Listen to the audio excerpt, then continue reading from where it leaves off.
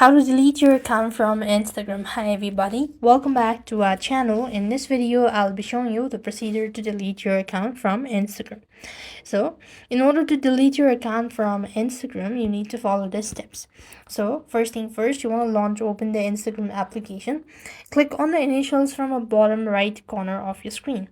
After which, tap on the menu bar from the top right hand side corner. Go to Account Center from the list. When you go to Account Center from the list, click on Personal Details. And when you go to the Personal Details section, there you have these account ownership and control. Click that out. After which, you will be provided with two different options, that is monetization, memorialization, and deactivation or deletion. Select the options that is at the bottom. Select the particular Facebook account that you want to deactivate or delete, and after which you simply want to click on delete profile. Click on the continue button.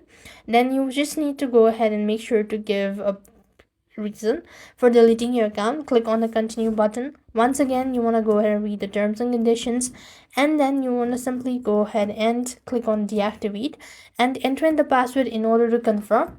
And that is the way you could delete your account from Instagram. So that's all. I hope the video was helpful. Make sure to like, share, and subscribe. Thank you for watching. See you in the next video.